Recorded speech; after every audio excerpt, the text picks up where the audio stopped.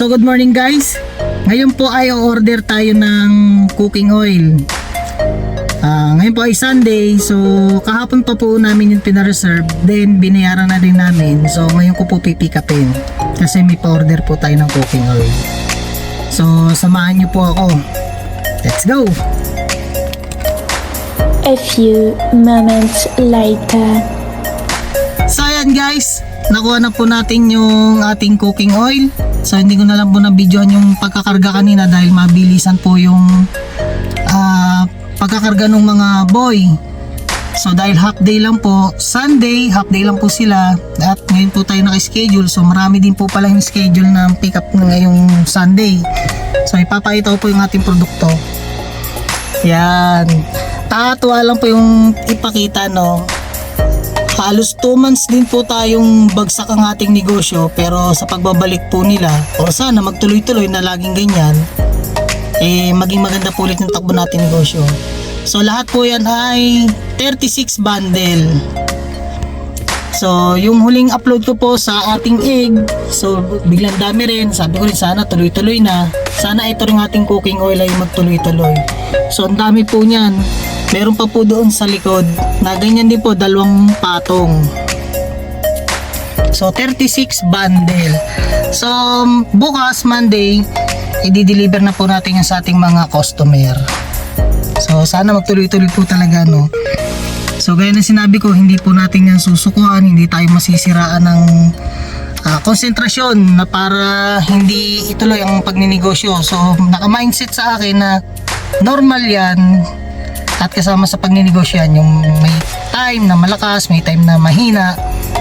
So mabilis ko lang tanggapin yan. Pero mga nagiging resulta kasi yearly. So 2 taon na po tayo nagninegosyo ng egg at cooking oil at yung iba pa nating product.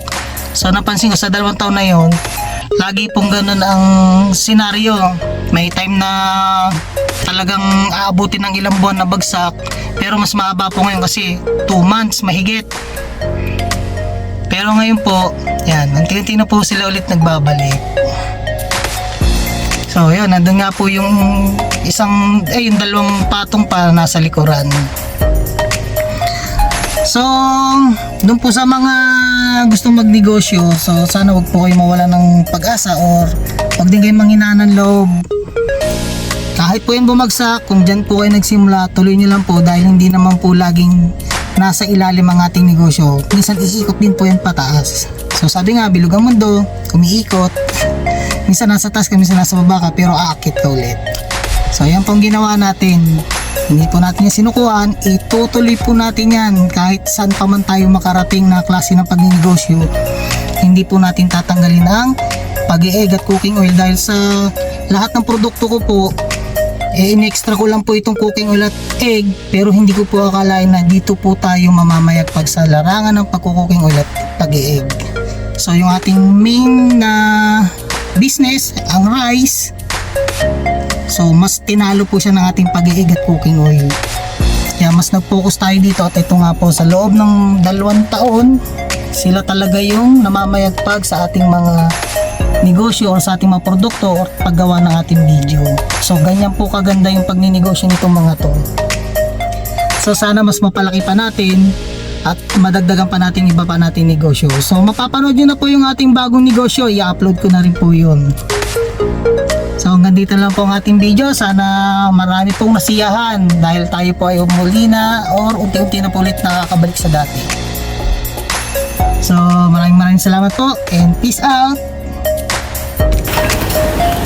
Good morning mga ka-something nicer. So ngayon po ay Monday. So nasa likuran ko po yung ating cooking oil na kinuha kahapon, Sunday. So yung kalahati po nan, napapakita ko po sa inyo. Yung kalahati po nan, i-deliver natin ngayon sa customer natin na umorder.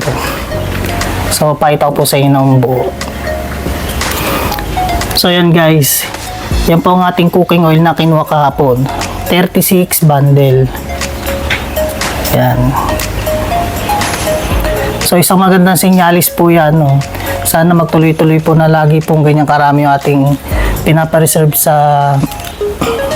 supplier natin ng cooking oil.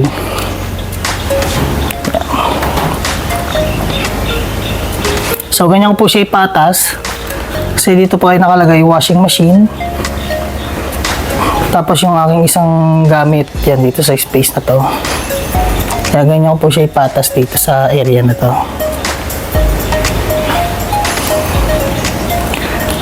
So ngayon po, ikaarga ko na to para may deliver sa ating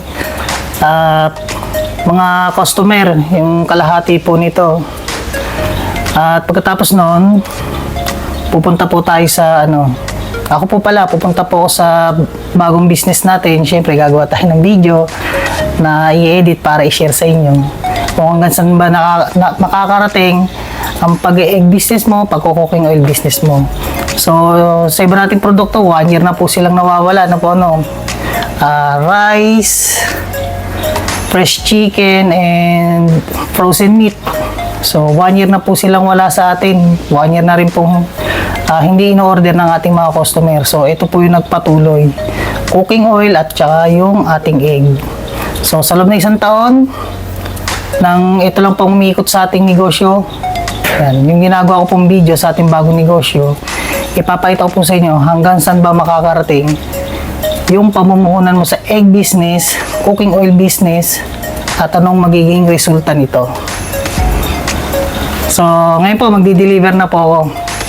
And peace out. Maraming salamat po sa inyong support at sa mga bagong subscriber ng Something Nicer. Yan, sana itong 2025 ibigay na po sa atin.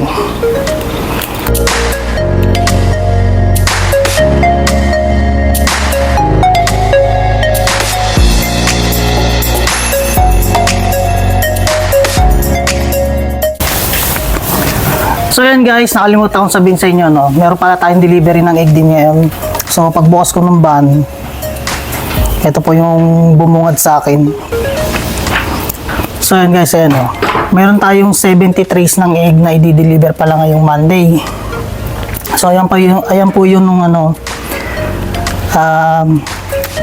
pick up natin itong nakaraang araw lang.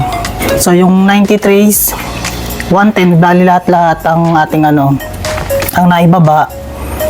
Then Sunday, diniliver natin yung ibang egg. Kasi po ito 190. So itong 17 lang natitira, hindi po pala deliver nito. So yung ating cooking oil, yung kalahati ng 36, so 18. So pagkakasya na lang natin dito. So ito i-arrange pa natin para magkasya yung 18. Kasi kasya lang po dito talaga 16. So pipilit na lang natin yung dalawang natitira. So yan guys, i-deliver na po natin tong egg kasabay ng cooking oil. So ikakarga ko po muna yung cooking oil para po na makalis na tayo, at nang hindi rin tayo malate sa mga appointment natin sa ating mga customer. So peace out.